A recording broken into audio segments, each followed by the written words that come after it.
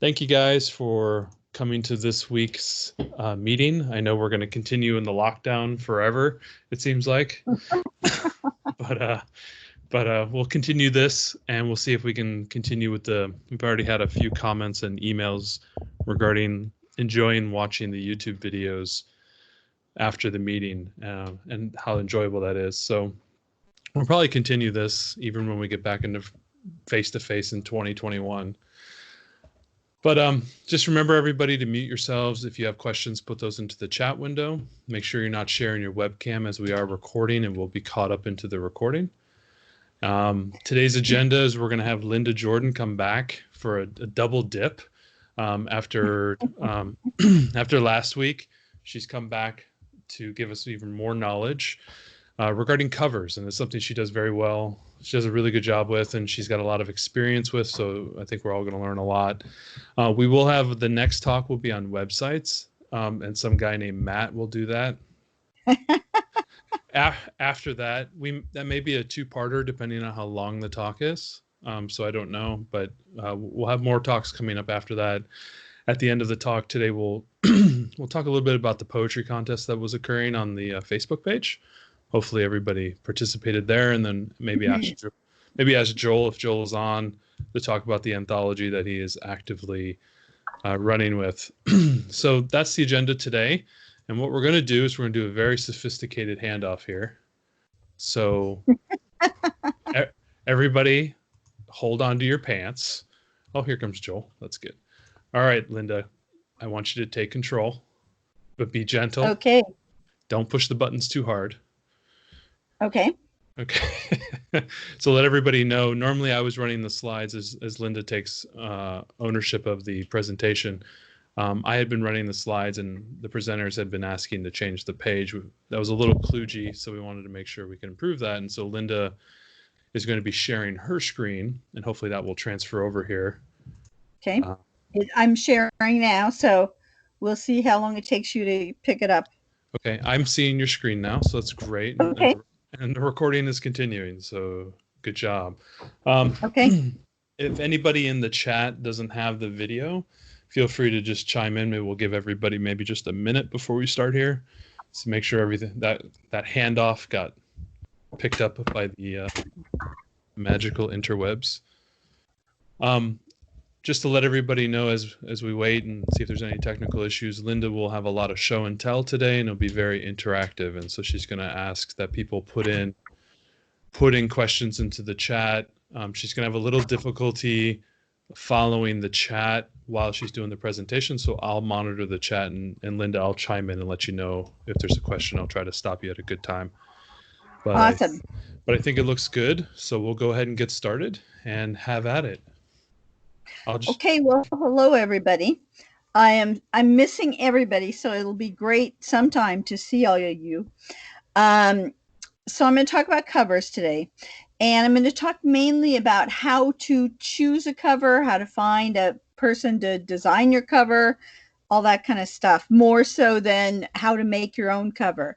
If you are interested in learning how to make your own cover, chime in the chat box, let Matt know, and he'll take a list, and we'll see if there's enough interest to do another lecture on it sometime later for those of you who are interested, as opposed to everybody else, because I know that not that many people want to do their own covers. I will be asking y'all a lot of questions, and so you're going to have to work in this. That's the way it goes. That's the only way you're going to learn, is to actually figure things out. So the first thing you want to do is when you're looking at a cover, it depends on what you want to do, whether you're just doing an ebook, whether you're doing a print book. If you want to do an ebook, you can look for your art at any point. If you want to do a print book, you can find your cover art, but not start working on the cover until everything else is done, because you really need to have the number of pages that are in that finished book in order to figure out the size of the actual cover front and back, because you need to have a spine width in there. But your cover is your first important thing. When people look at your Amazon page, the first thing they see is that cover. And then if they're interested, they will go and read the title, and then they will go for the book description. So, and you know, Amazon has tracked this, and other people have tracked it, where people's eyes go when they look at that page, that Amazon page. So, cover is important. Okay, this is a hard thing for most of us to do, to walk away from being a writer and put on our publisher's hat. But it's crucial, because the minute you start considering cover art, you are not the writer, you're the publisher. And your cover art is a marketing tool. Don't put a scene from your book on the cover, because the writer's going, oh, that would be a good thing. Oh, I got to put my character on the cover. And then it turns out that the writer is working in a genre where there are no people on covers. And people look at the cover and go, oh, that doesn't look like what I'm looking for. So you want to, your whole cover is a tool to tell the reader, this is the book they need to read next or buy next and add to their pile. It's all about the symbols. So keep, so yeah, don't be a writer. The first thing you need to think about is, are you making your own cover? Are you buying a pre-made cover, or are you hiring someone to make it? It all you know, it depends on money, it depends on your skill level and your confidence level. There's a wide range of what it will cost. The least expensive is, of course, making it yourself. Stock art's 10 to 20 bucks.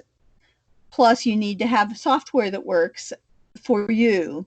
I know that there's GIMP if you're going the free route, and a lot of people use that with great luck. I don't know if people are doing paper books with it or not. I don't know if it's geared towards that, but I know a lot of people do ebooks with it. Pre-made covers start around 30 bucks normally. Although some of the I have a couple pre-mades later in this presentation, and they were up around a couple $100, but they're brilliant covers. Hiring a good cover artist, wow, that can break your bank. Or if you're frugal, you can begin to get really good covers around 150 bucks for just the ebook. If you want a paper book, usually it costs $30 to $50 more. If you want a series, sometimes they'll fold them all in together, and it will be, it might be more like $300 or $400 instead of $150 per book for the series. But your cover art is crucial. And when you're thinking about how much money you have, none of us indie publishers know in advance what our books are going to earn. You could have 10 books that all earn, $10,000, and then go to release book 11 and a pandemic happens, and people spend every minute watching the news instead of reading and buying books. So the only thing you can do is make an educated guess. And keep in mind that you want your book to earn out all those costs. If you're paying for a copy editor, if you're paying for a developmental editor, all of that money, your book has to earn that. So otherwise, you're going to go broke pretty fast. So keep all that stuff in mind when you're thinking about what you want to do in terms of cover art. The first thing that you need to do when you're looking about it, when you go to make your cover, is research. You need to look at your book, or the book the writer wrote, because you as the publisher are a different person, and figure out what genre, and if you can, what sub-genre it's in. If in doubt, have people read it. So over on the right hand, the the cover that I have here, this is a pre-made that was up for sale. I think it's been bought already, and by someone. And it was about, I think it was about 180 to 200 for just the ebook here. Can anybody tell me in the chat how what subgenre you think this is?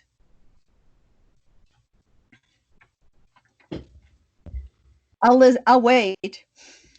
Type fast. Somebody's typing right now, Linda. Fantasy. Okay. Fantasy is the main genre. Subgenre maybe a romance or something, I'm guessing. Nope. No. I mean, it could be, but I don't think so. Okay. Are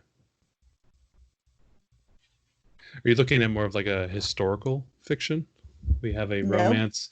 There's a lot of lipstick, Roland says. So yeah, there is a lot of lipstick. Is there a subgenre called lipstick? Fantasy lipstick? No. No, but there should be, shouldn't there? Yeah, good job, Roland. Should be, as Roland said. If she was wearing black leather, it could be, you know, like urban fantasy lipstick or something. No, the earrings just don't work with it. Oh, Andy says mystery, fantasy mystery. No. All right, so we give up. It's a fairy tale retelling or a original fairy tale that someone has written. Basically, if that's what this screams to me. And it's a very niche genre, but it's popular. There's a lot of people writing it, and a lot of people love fantasy fairy tale retellings. I don't get it, but they do. So what you want to do when you're trying to figure out the genre of your book is to niche down as small as possible. Even though that seems counterintuitive, it means you are closer to those people who are rabid about what it is you write. I gave some examples here. Epic fantasy isn't really niched down because it's massive. But cozy culinary mysteries, second chance romance, they're just people there are. Those are where you're going to find what we call our whale readers. They're people who read 1 to 2 books a day. And if you have a series in that category, good for you. So now I'm gonna the other thing about your cover art is it needs to scream the subgenre and genre reader when it's down at the size of a postage stamp. And this, I really love this cover here. It's also a pre-made, and it's also, I'm pretty sure it's also been sold. This one was more about 200 for the pre-made and more for the paperback, but it doesn't really scream. To me, it looks like, it's fantasy, and it's pretty broad. It sort of looks kind of like epic fantasy, but not quite. But I think when it's small, there's so many details in it, it's just not going to read. But it's gorgeous, so I had to show you. And the trends are going to change for your covers. Some genres are changing faster than others. The fantasy is just a minefield because it changes like every 6 months. Science fiction hasn't changed that much. There are some shifts, but they're pretty subtle, and they're not as overall. And things like thriller haven't changed for a while. I have a feeling that the hottest subgenres are probably the ones that change the fastest. Space opera, maybe. Urban fantasy, definitely. I think that what does Sierra call what she writes? Not just sports romance, but the spicy romance, the romance with a lot of sex in it. I think that's changing really rapidly. But other genres, go years without changing. So depending on what your genre is doing, you need to keep an eye on that. And when you're buying a cover, don't be spending $300 for a cover if you're in a genre that changes every 6 months, because you're going to have to redo all your covers, because they're going to look dated and people are going to look at them and go, oh, that's an old book. That's not cool. I don't want that. So keep that in mind. Let's see. All right. So things to look at with covers. When you're sitting there, sometimes it's hard to see trends when you're looking at a page of covers. And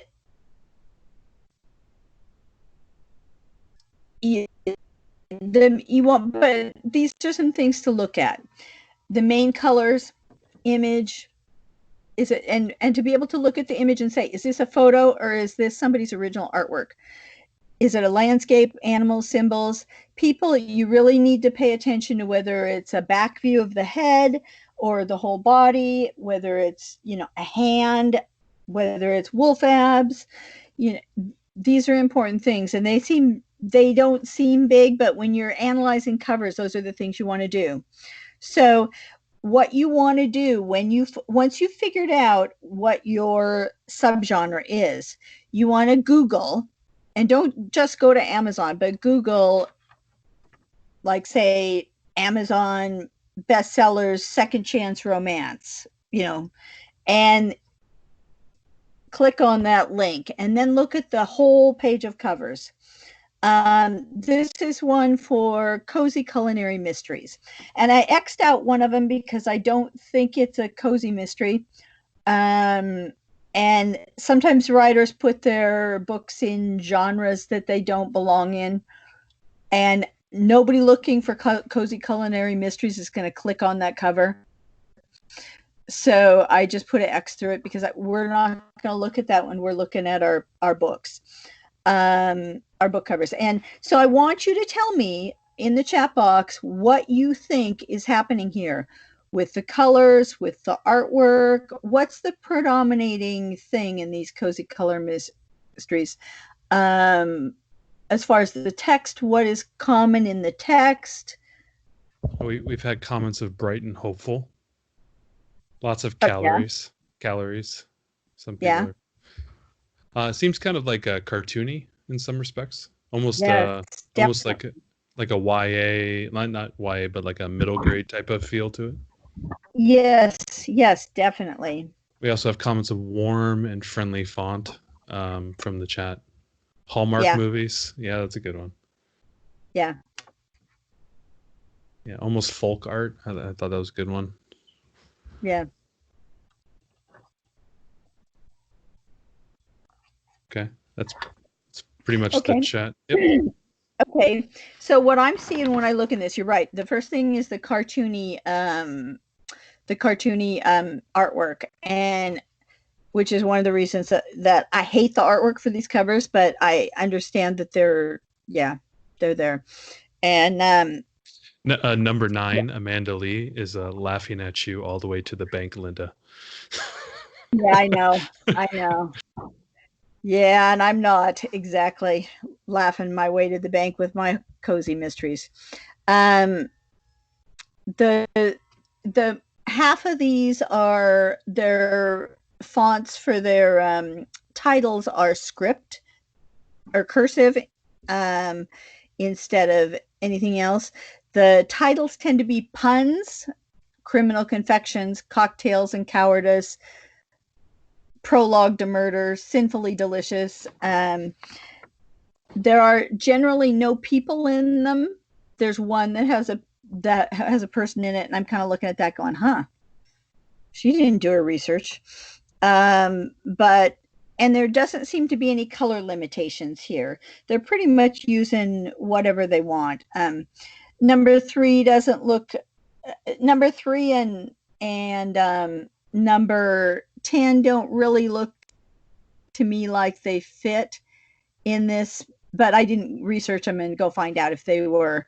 And the number 8, the tea shop ones, that's a box set, so I can't really see the individual covers. They may be more, they're cartoony, but I don't know really a lot about each one, and so if they're all following the same branding or not. But definitely number 1 and number 6 are just spot on for what I've seen in this category. Okay, we're going to move next. Well, so Linda, I have just a quick question. Yeah. So Yeah. what is somebody who is or wants to get into the cozy mystery rat race? You know, when they do this type of research, what are they looking for? What are they, you know, what should they look here and to help drive them on their decision making? Maybe just in general. One thing they should look for is there are like 3 or 4 different subcategories of subgenres of cozy mysteries. I think one is animals, and another is culinary, and there might be a couple more. And so they want to figure out where they stand, you know, which one they're in. I think the animals ones pretty much all have animals. And if you can fit into both of them, good for you. Mine, you know, I talk about food, but mine aren't culinary mysteries, so mine don't fit there. And I have animals in mine, mostly cats, but it's not really, you know, focused around that. So I just decided I was going a different direction. But pretty much it's just the font and the cartoony thing, the cartoony whatever it is, whether it's food or animals or I know there are a few. There's a bed and breakfast one. There's a, you know, any kind of niche that, any kind of weird little cozy thing that you can find, they're using. You know, there's a one that's based around garage sales. And so, you know, it's just basically being able to put that on the cover and make it feel warm and cozy, basically. Awesome. Thanks. Okay, so I'm going on to the next one, which is space opera. And I crossed off 2. One, I'm not sure why number 25 Binti is trending that high right now. It's possible because she's doing a lot of film work. Nadia Corofor is writing a lot of films. And number 27, Dune. Well, Dune is there because Dune's coming out in November. So it's but they are outliers. They're traditionally published, and I crossed them off because those are not the ones you want to look at. You want to look at pretty much all the others. Maybe not Speaker for the Dead, because Orson Scott Card is also, you know, a really big name, and but the others are pretty much standard things, that book covers that scream space opera to me. So now I want you to tell me about these, about if you were to look at all of these and trying to figure out what you're looking for on your cover, you need to write in the chat what you see. Talk about the colors, talk about the fonts, talk about the artwork. We have a lot of people saying, so sans serif fonts, blue colors, a lot of blue. Yeah. Kind of spacey ships, things of that nature. Yeah. Kind of big titles too. You know, like Corey and Scalzi have big titles. Exactly. What you're seeing is you're seeing spaceships, planets, space. People are optional, and I don't see, other than Binti, I don't see, well, Etheric Explorer number 32 might be a woman, but pretty much they're reading as guys to me on the covers. And a lot of people who write in space opera are using, if they're a woman, a lot of them are using their initials. Ava York, who's, I can't read what number she is. She's right above 25. But a lot of the people are using, a lot of the women are using initials instead of their names. because science fiction, unfortunately, is one of those fields where if you're a guy, you're going to sell better than a woman. Glenn Stewart, I'm assuming, is a woman also. There are a few exceptions, but yeah, it's a male world, unfortunately, still. What I'm seeing also is the fonts. They're sans serif. You're right. They're blocky. They're bold. They're all caps. Nearly, I think I looked through every single one, and they're all caps. There's no, lowercase in there. The title takes up a large chunk of the territory.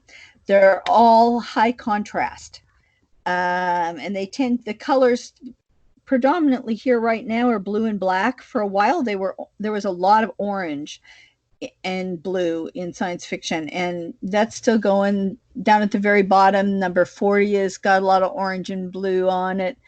I'm not sure why the orange and blue thing was going on, but it was. Okay, so next I'm going to talk about text. Text has to be readable, no matter how ornate. Even if you're doing a swirly romance one or a swirly fantasy one, it has to be readable. When you're thinking about what goes on the cover, and to tell your cover artist or to make it yourself, some people are just using title and author. It's traditional to also add in a smaller size and a different font a tag about the book, the subtitle, the series, and to put that by the title of the book, and then also in the same smaller font, something smaller about the author, the best-selling author of Flames of Rage or something like that. TradPub does that all the time. Some indies do, some don't. Look at what folks in your genre are doing and copy them. Also, for print books, when you're going to make your print book, and this is before you even start to format the interior, it's a good idea to pick up 3 or 4 current print books in your series, in your subgenre or your genre, and look at them. Take a good look around. What do they include? Do they have a title page? Do they have a half title page? Do they have an about section? And where do they put that about section, about the author section, and the also by section? The writer wrote these books too. Where do they put those? How many pages do they have at the beginning? How many pages do they have at the end? And also, when you're looking there, you want to look at what else they include, because that's going to inform you as a publisher what you want to put on there. When you're if you're designing your own covers, and hopefully your cover artist is good enough not to be able to know how to use fonts well, don't use more than 2 types of fonts on a cover unless you really know what you're doing, because you don't want to be using things that are clashing and are giving the reader the impression that your cover was done by somebody who wasn't professional. You don't want it to look clumsy or clunky. And I don't know about you, but I have a tendency to get into a mindset where I can do anything I want on my cover. It's my cover. And it doesn't turn out well. So the back cover of the print book also has your book description on it, your short book description. Hopefully, do not write a 10-page book description like they used to 20 years ago. People won't read it. Our attention span has gone down remarkably. You also want to put your price. If some people don't put price on their books. I tend to like to, because then I can put it in any store I want and they don't get pissy at me about, I don't know what to charge for this. If the price is printed on it, it looks more professional. The barcode goes on there, publisher info and website, title, and your spine. And if you have a logo, that's where it goes as well. Okay. Linda, we had a quick question. We had a quick question Yeah. from Diana Yeah. regarding when you're doing your print cover. Where do you get your barcode? How does the barcode get on there? Barcode. Do you have to buy one from No. via Boker? No. Okay, the barcode. Amazon will. Your barcode is informed by your ISBN number, which you do have to buy from Bowker. And then what happens is when you give Amazon your barcode, if I only know 2 different print places. I don't know what Draft to Digital or Barnes and Noble are doing. So you're going to have to figure that out. But if you go through them, I go through Amazon and Ingram Spark. Amazon puts the barcode on your book. No problems. You just there's a you can download a template that fits your book exactly and gives you the spine width. If you're making your own book cover, and it will have the place where the barcode is, and so you just know not to put anything in that space. If you're going through Ingram Spark, they ask you when you try to download the template if you want to print up your own barcode, and you say yes, and so they will give you, in the template, they will have the barcode in there. And so basically I just do some cut and pasting and put it on my cover. And so on Ingram Spark, you do have to, the artist has to put the cover on themselves, whoever that artist is. But Amazon, they do it themselves. Any other questions?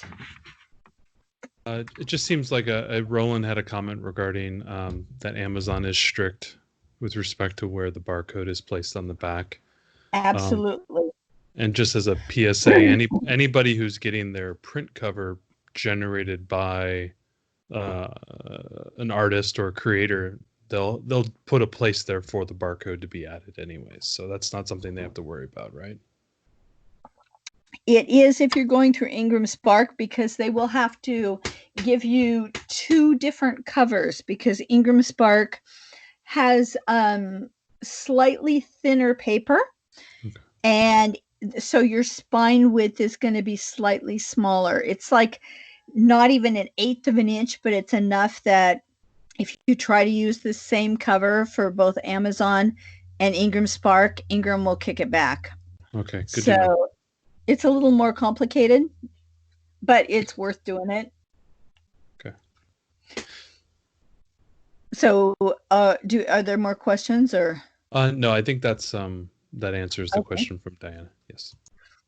Okay, so next we're going to go to someplace a little bit more confusing, which is urban fantasy. And I crossed a couple off. The Bone series bundle is ranking this high because it's you could just, recently there was I don't know if it was a book bundle, it was one of the newsletter ads, and you could buy the whole series for like $3 instead of $23.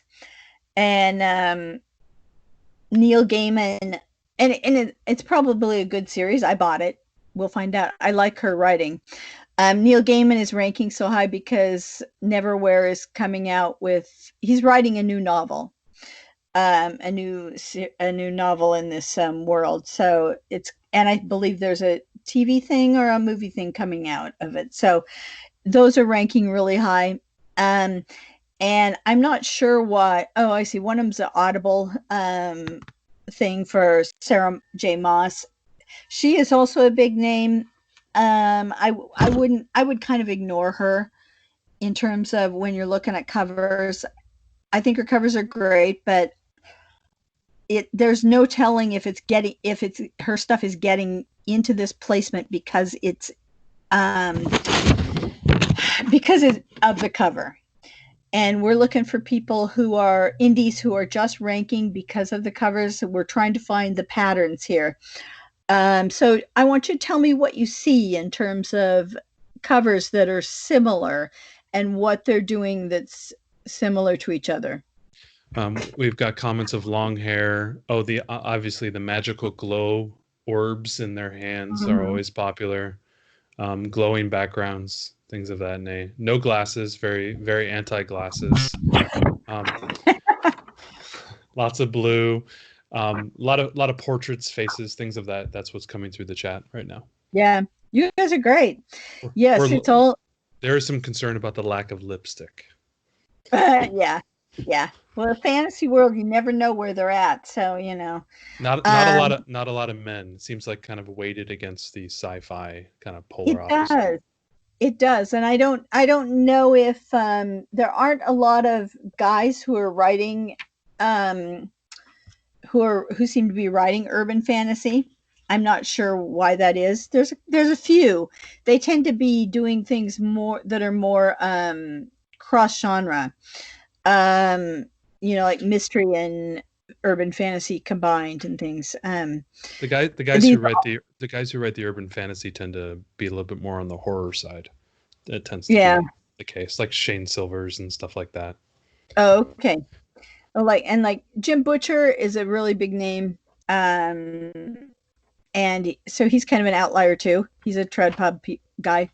Um, what I'm seeing is really high contrast, and you're right, flamey, smoky areas that say magic. Although the hand orb thing seems to be going away. I noticed it's been around for a long time, but it seems to be dying back lately. Um, this is one of the areas that just changes so fast, and I kind of am going, I don't know. I don't know if I want to dip into this subgenre as a writer. Um, the blues are predominating. These are almost all women, and they're 3/4 body shots mostly. There's like two headshots, but one of them's on the box set, so I don't know what that's going to be like. I don't know if the individual covers are headshots or not. Um, the These are all photographs that have been messed with in a graphics program. All of the fonts are thin fonts as opposed to the Space Opera, which were really thick, fat fonts. And there are still a lot of caps in this, um, capitalized letters. There's one, two that I can see the same series that have lowercase letters, but that's what's going on. That's what I see going on with this genre right now, or 2 weeks ago. It could all have changed overnight. Who knows? Okay, so next we're going to go to Amish romance, which I don't know if it's still a big thing, but it was a big thing a while ago. And so, right in the box, what you see here. I can't tell you what who here is an outliner and who isn't, because I don't know much about Amish romance. It just came to my brain the other day that I should share pictures. We have some comments of wide-eyed innocence, some covered hair in fields, a lot of blue-gray. Yeah. Yeah, serif fonts maybe again, or is that from the earlier one? Very reserved, kind of puritanical. Yes. Idealistic in some respect. Orange, there's lots of, and bonnets. Seems to be in Yeah. the back pocket a big bonnet. Yeah. Pumpkins. Well, Amish, yeah. Women's heads must be covered. Yeah, okay, I'm seeing all of these are photographs. They're most of them are a single Amish woman, and half of them are full body shots. The fonts, there's lots of cursive, and those that aren't use serif fonts. All the colors are muted: blues, greens, tans. They're all really natural colors.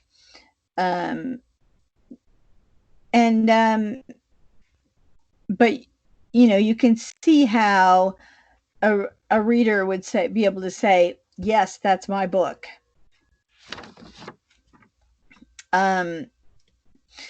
Okay, so buying pre-made covers. If you're looking for covers, there are a ton of artists who are doing pre-made covers, as well as doing just individual one-off covers. Go on Right is one. Matt uses it a lot, and they're having a 50% off sale right now. I belong to a Facebook group called Book Cover Design Marketplace, and I go on there and look, and they've got, oh my God, some of the stuff is amazing. And that's where I find some of the stuff that are, $200 for an ebook. And I go, yeah, I don't think so, honey. But they, each of those people who post in there seem to have their own Facebook group. So if you find an artist you like, you could start following them, join their own group. So it seems to me there's probably a lot of book cover Facebook groups. Word of mouth. If you know other writers in your genre and subgenre, this is what Tori did. Is she joined a lot of people. She joined a group with a lot of urban fantasy writers, and found a cover artist there. But she didn't buy pre-made. She had somebody who she hired, basically. But most cover artists have websites, and they have a lot of them have pre-mades that they talk about. If you want to make your own, I'd say buy stock photos. I think I'm signed up for all of these places. Maybe not iStock Photo. iStock Photo might be the one that was really expensive.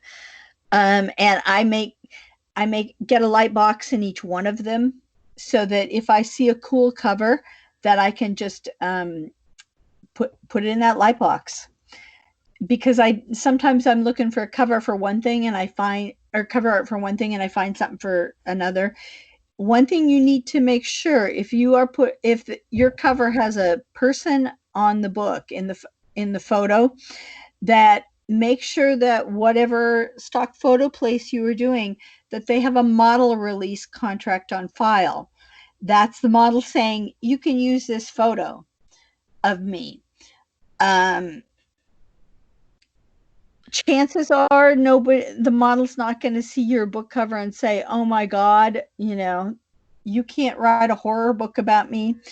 But stranger things have happened in this litigious world. Linda, we had a question about what is light box. What is a light box? A light box. It's just a thing that is on that website that says, that you sign up an account. I mean, it doesn't cost you anything. You basically give them a name and give them your contact information, and you have a password to sign in, and basically you can save photos to your Lightbox. Doesn't cost anything. You can save them there for years.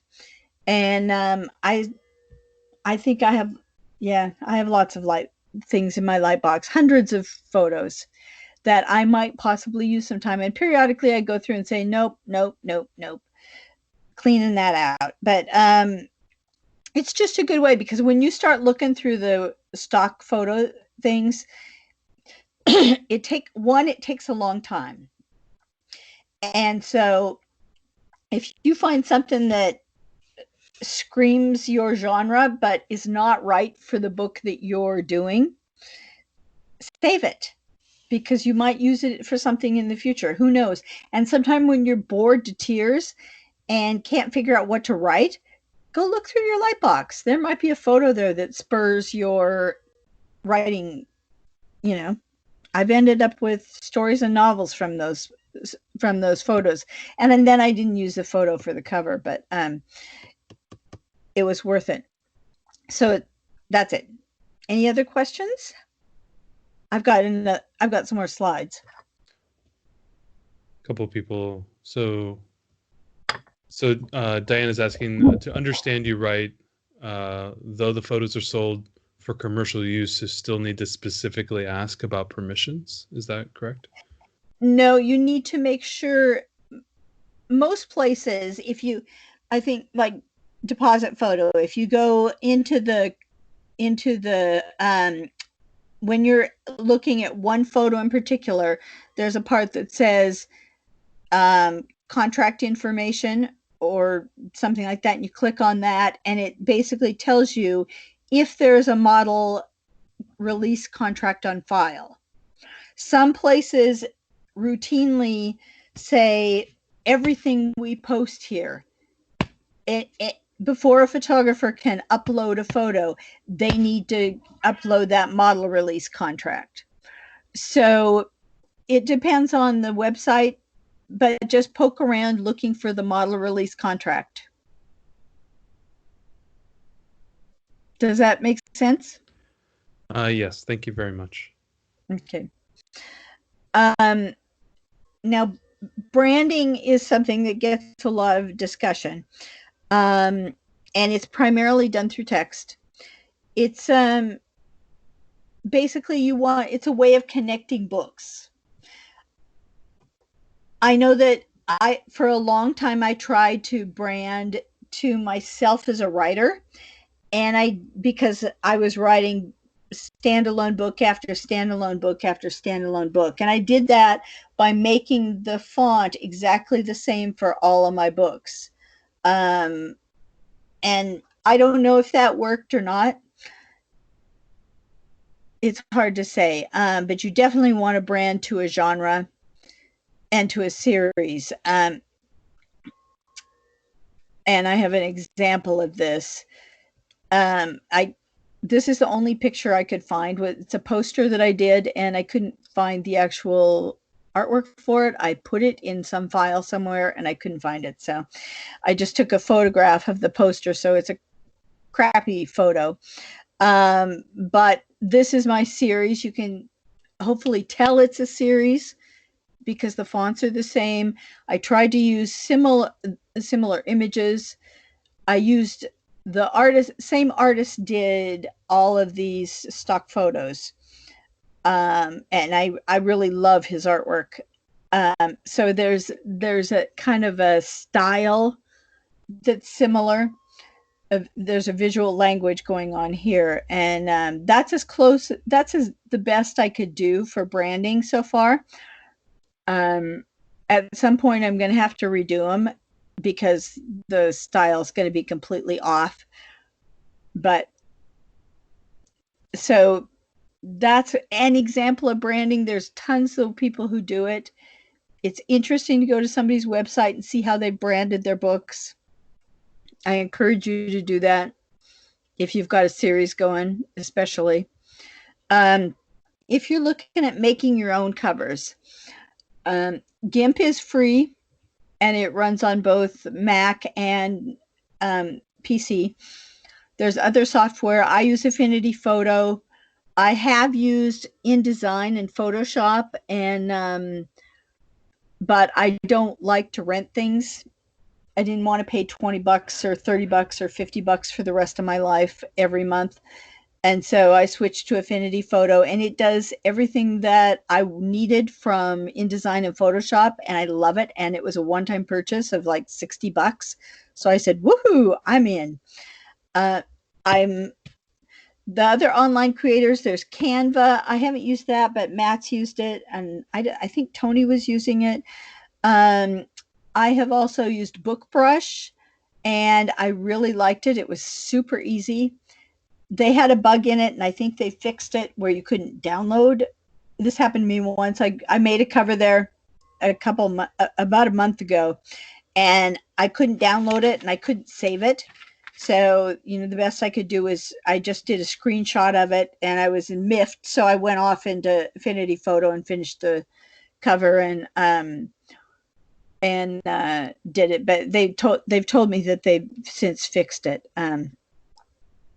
but BookBrush is new and it's adding more stuff all the time. And you can do, as far as I know, you can do print book covers, full wrap covers in both Canva and BookBrush as well. So that's my only caveat with the online cover creators is you must have an internet connection all the time you're doing them. Whereas if you own your own software and are using it, you don't need to do that. I love making my own covers. It's just a ton of fun, but it is nerve-wracking for those covers that where you can't find quite the right art. I mean, if you're doing fantasy, people on the cover is really common, but if you are using fantasy characters as your main characters and no artist has put that online, then you're kind of screwed. You know, the dragons have become increased in popularity, so now I can find dragon photos, but 5 years ago I couldn't. And they're starting to be, you know, more fae, more other things. But if you're inventing your characters from scratch and they don't correspond with any mythological thing, then it's really challenging. And you might be better off with a cover designer. And also, if you think that you don't have a good eye, do a cover designer. And if I had money, that I would hire out, you know, I would hire that out and do a cover designer for at least my big stuff. Maybe not for the short stories, since I publish every month. It's just easier for me to do the short stories. So that's the end. Do you guys have any questions? A couple questions are coming in. Where do you think a new writer should start with respect to building, generating, and doing their covers? What would be maybe the first few steps that they should take? Well, if they think they can do their own covers, I would give it a try. I would if I had the money, and I'm not sure if Canva costs, BookBrush costs money, I would sign up for one of those, or I would use GIMP, or I would use Affinity Photo, or one of the less expensive graphics programs. And I would just start with looking at your stuff and your writing and figuring out what subgenre you write in and starting to do research. Because if you can track if you start doing research now and your book's coming out in 6 months, that'll give you a good, you know, if you dip in 2 or 3 times a month and check out those bestsellers in your subgenre, that'll give you a good idea on how fast things are changing and, you know, what you want things to look like. If you are not going to do your own covers, still do that research, but go start researching pre-made covers. If you are doing short stories, or if you are just going to do ebooks for the time being, then it makes it a lot simpler. Doing a wrap cover is it's more complicated. It's not that hard once you figure out what the concepts behind it, but it is a little bit more complicated. And it's you're going to pay more for a pre-made that includes the cover, the full wrap cover, the spine and the back, as well as the front. But an ebook just needs a front cover. So it depends on what you're writing. I started out writing short stories, and I hadn't written a novel at the time that I started publishing. So I just basically needed the front cover, and I just started making my own. I was using a software called Pixelmator, and there is now a Pixelmator Pro. All the Pixelmator, the original Pixelmator, they don't seem to be doing a lot of upgrades with. They're putting all their energy into Pixelmator Pro, and it's kind of pricey. And I looked at it and went, no, Affinity Photo is a better deal. But those are Mac only programs. So you're not going to have access to it if you're on a PC. I don't know a lot of the PC programs that there are available that are not as complicated as Photoshop. But I'm sure they're out there. I would do some research and look at what the ratings are for the software. So it just kind of depends on what you want to do. I told Matt earlier, if you, or maybe I told you, I've forgotten. But if anybody's interested in a class on how to make your own covers, then put it in the chat box, and Matt will keep a list, and we'll see if we want to do that. But basically, just get started and dive in. Research is your first thing that you should be doing. Just Google top 100 paranormal fantasy books.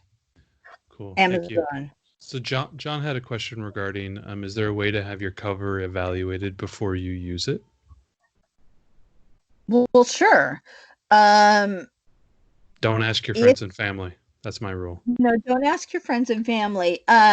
What you want to do is find people who are in your genre or subgenre. You can do this on a Facebook group. There are probably other forums, but I know that, Facebook groups are hugely popular, and it's easy to post a photo. I know I belong to, because I took a cover design class from Stuart Bache, who's Mark Dawson's cover designer, and they created a forum, a Facebook group on that, and but it's for people who took the class. And basically, people will put covers up and say, "Okay, this is a such and such, such and such. Tell me what I'm doing wrong." Other people, there are people who put them up on Facebook just in general, within the various writing groups. I'm pretty sure 20 books to 50K has a subgroup for covers. Other Facebook groups tend to, who are connected at indie publishing. So basically, but you want to make sure that you're getting feedback from people who know your genre and subgenre.